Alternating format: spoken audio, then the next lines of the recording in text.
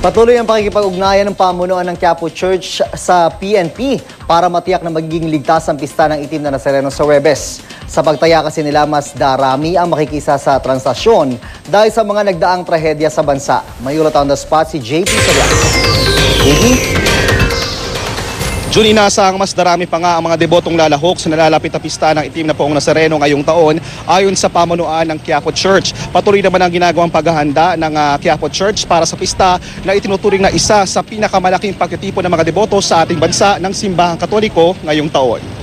At June, kanina nga ay nakita natin na inumpisahan na ang paglilinis ilang araw bago ang pista ng Itim na Poong Nazareno. Ipinalinis na sa BFP at volunteers ang paligid ng Quiapo Church.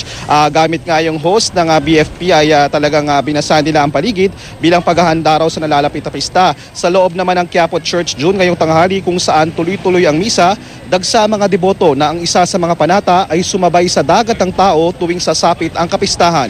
Sa pagtaya ng Quiapo Church, sumabot daw sa 9.6 na deboto ang lumahok sa translasyon o parada ng Itim na Nazareno mula Quirino Grandstand hanggang bumalik dito sa Quiapo Church noong nakaraang taon. Yan daw ay ang estimate ng PNP na binanggit o ipinahatid sa pamunuan ng Quiapo Church. Pero ayon kay Father Rick Valencia, Parochial Vicar ng Quiapo Church, may mga indikasyon silang nakita na mas nadagdagan pa ang mga nananampalataya matapos ang sunod-sunod na kalamidad na pinagdaanan ng ating bansa, gaya ng Zamboanga Siege, Lindol at Super Bagyo sa Visayas. Sa mga pagkakataong ito raw kung saan nagdurusa ang marami, sa Diyos humahanap ng sagot ang mga debotong Katoliko.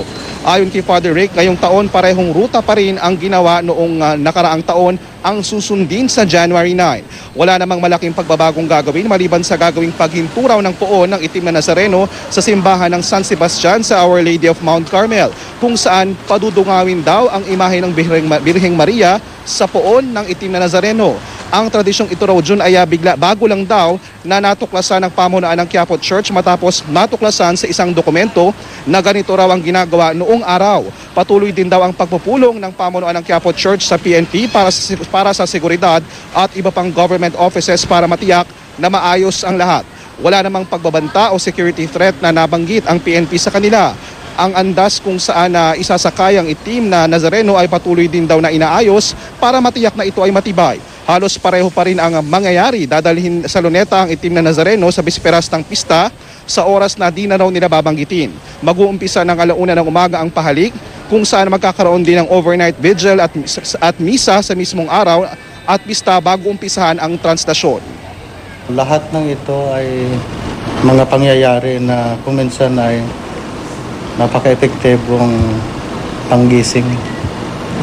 Mga tao ay nakaka-realize na sa harap kahit lamang nitong mga natural calamities, we discover ourselves to be helpless, and we discover also the need for God. At June, noong nakaraang taon daw ay inabot ng 18 oras ang translasyon na bago nakarating dito ang poong Itim Nazareno sa Quiapo Church mula Quirino Grandstand. At ayon sa pamunuan ng Quiapo Church, inaasahan nilang parehong oras din yung kanilang maranasan ngayon, pero hindi pa rin daw yan talaga tiyak. Siyempre, depende rin yun sa mangyayari. At sa mga oras na ito, June, ay hindi naman ganun karami ang tao sa labas ng Quiapo Church, pero patuloy lang ang misang ginagawa rito para paghahanda na rin sa nalalapit na pista ng Itim na Poong Nazareno. June? Maraming salamat, JP Soriano.